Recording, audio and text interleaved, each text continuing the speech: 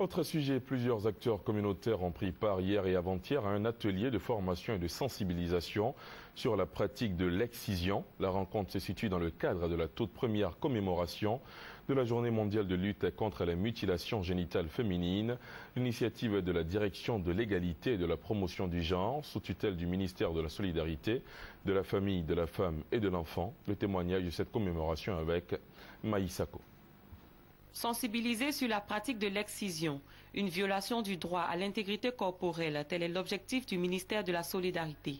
Un atelier très important puisque plus d'un tiers des femmes en Côte d'Ivoire sont mutilées. En 2004-2005, on nous disait que la Côte d'Ivoire était à 45%.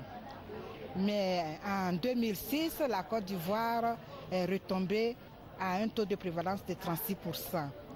Mais malheureusement, la crise, surtout post-électorale, aidant, d'après les dernières enquêtes qui ont été faites, des enquêtes crédibles, nous sommes remontés à 38%. La ministre de la Solidarité, de la Famille, de la Femme et de l'Enfant a pris des mesures importantes pour lutter contre ce fléau. Cette stratégie nationale est inscrite au PND, qui est le plan national de développement du gouvernement, pour une période de 3 ans et qui peut être renouvelée. Pour cette stratégie nationale de lutte contre les violences faites aux femmes, le gouvernement consacrera pour les 3 prochaines années, à compter de l'année 2012, plus de 12 milliards de francs CFA. En Côte d'Ivoire, la mutilation génitale est généralement pratiquée sur des filles de 4 à 14 ans par des praticiens traditionnels comme les exciseuses et les accoucheuses sans anesthésie. L'intervention est toujours traumatisante.